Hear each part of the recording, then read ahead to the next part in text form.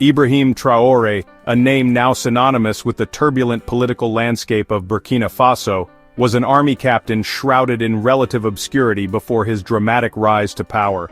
This changed on September 30, 2022, when the West African nation was shaken by yet another military coup. Traoré, at the helm of a group of disgruntled soldiers, seized control, ousting Lieutenant Colonel Paul-Henri Sandaogo Damiba, who himself had taken power through a coup just 8 months prior. Traoré's justification for the putsch echoed the sentiments of many in Burkina Faso. Damiba had failed to curb the escalating jihadist insurgency that had plagued the nation since 2015. Traoré, born in 1988, hails from the northern region of Burkina Faso, an area that has borne the brunt of the Islamist insurgency. His military career saw him rise through the ranks, serving in various capacities including a stint as an artillery captain.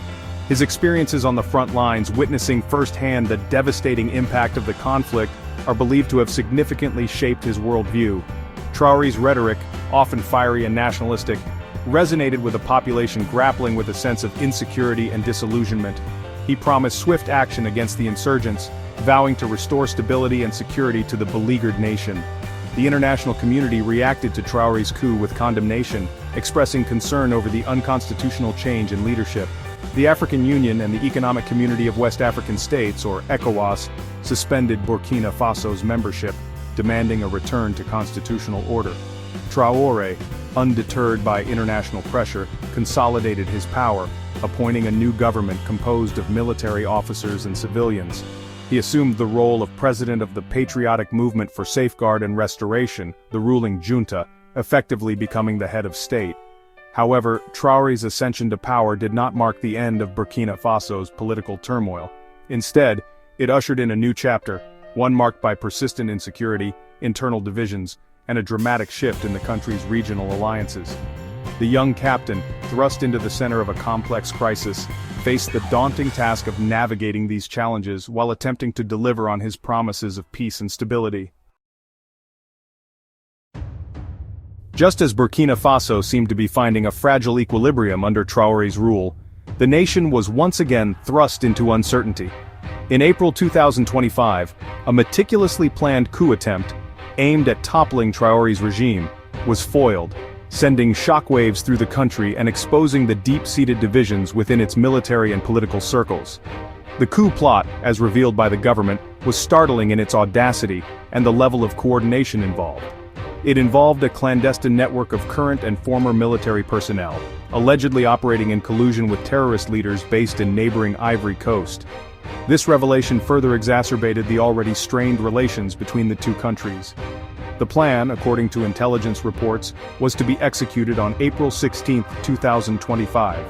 It involved a multi-pronged assault on key government institutions, including the presidential palace, with the aim of capturing or eliminating Traoré and seizing control of the country. The plotters, it is alleged, sought to create total chaos and exploit the ensuing instability to install a new leadership favorable to their interests. They planned to then place the country under the supervision of an international organization, a move that would have significant geopolitical implications. The timely intervention of Burkina Faso's intelligence service proved crucial in thwarting the coup. Acting on credible intelligence, they were able to infiltrate the network, expose the plot, and apprehend key figures before the plan could be set in motion. The arrests sent shockwaves through the country as they implicated high-ranking military officers, including Major Joanny Compaoré and Lieutenant Abdrahmane Barry, both former army officers with alleged ties to the previous regime. Their involvement pointed to a deep-seated resentment within certain factions of the military, dissatisfied with Traoré's leadership and potentially seeking a return to the pre-coup status quo. The foiled coup attempt had significant ramifications for Burkina Faso. It exposed the fragility of Traoré's grip on power and the deep divisions within the military, raising serious questions about his ability to unite the country and effectively address the ongoing security challenges. Furthermore, the alleged involvement of external actors, particularly the accusations leveled against Ivory Coast, threatened to further destabilize the region and complicate efforts to combat the Islamist insurgency. The incident served as a stark reminder of the challenges facing Traoré and the precariousness of the situation in Burkina Faso.